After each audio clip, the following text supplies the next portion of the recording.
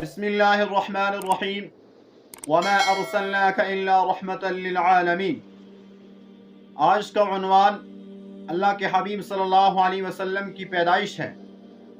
ہمارے نبی صلی اللہ علیہ وسلم موسم بہار میں دوشنبہ کو 9 ربیع الاول عام الفیل کے سال مطابق 22 اپریل 571 عیسوی میں صبح صادق کے بعد طلوع آفتاب سے پہلے دنیا کے اندر تشریف لے آئے۔ آپ صلی اللہ علیہ وسلم اپنے والدین کے اکلوتے فرزند تھے۔ والد ماجد کا سایہ ولادت سے پہلے ہی اللہ تبارک و تعالی نے اٹھا لیا تھا۔ آپ کے جو دادا ہیں عبد المطلب، انہوں نے خود بھی یتیمی کا زمانہ دیکھا ہوا تھا۔ عبد المطلب اپنے پیارے نوجوان عبداللہ کے فرزند کی خبر سن کر گھر کے اندر تشریف لے آئے اور اللہ کے حبیب کو اٹھا کر خانے کعبہ کے پاس لے گئے اور وہاں دعا مانگ کر واپس آئے۔ 7ویں دن تمام قریش کی دعوت ہوئی اور قربانی ہوئی، اور دعوت کھا کر قریشوں نے پوچھا کہ بیٹے کا کیا نام رکھا ہے؟ عبد المطلب نے بتایا کہ اس کا نام محمد رکھا ہے۔ تو قریش نے تعجب سے پوچھا کہ آپ نے اپنے تمام مروجہ ناموں کو چھوڑ کر یہ کیسا نام رکھا ہے؟ عبد المطلب نے بتایا کہ میں چاہتا ہوں کہ اس بچے کی عجیب شان ہو۔ تو اللہ کے حبیب صلی اللہ علیہ وسلم نے سب سے پہلے اپنی ہی والدہ حضرت آمینہ کا دودھ پیا، اور اس کے بعد 3 دن تک حضرت سویبہ کا دودھ پیا۔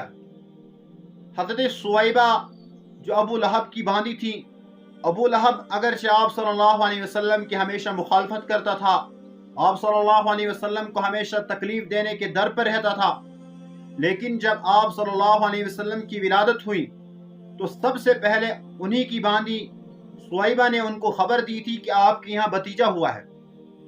تو اس کو اتنی خوشی ہوئی تھی کہ اس نے اشارے سے ہی حضرت سویبہ کو کہہ دیا کہ تم آزاد ہے۔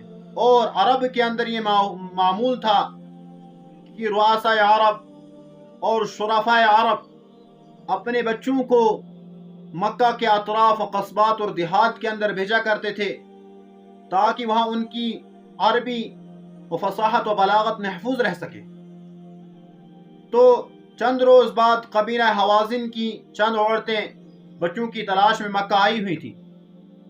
تو حضرت حلیمہ وہ آپ صلی اللہ علیہ وسلم کے گھر میں آئی، اور آپ کی والدہ نے ان سے درخواست کی کہ اس بچے کو لے جائیں۔ تو انہوں نے یہ سوچا کہ یہ بچہ یتیم ہے، اس سے کیا ملے گا، اور ساتھ ہی یہ بھی خیال آیا کہ اگر میں ایسے ہی چلی جاؤں تو خالی ہاتھ لوٹنا بھی اچھا نہیں ہے۔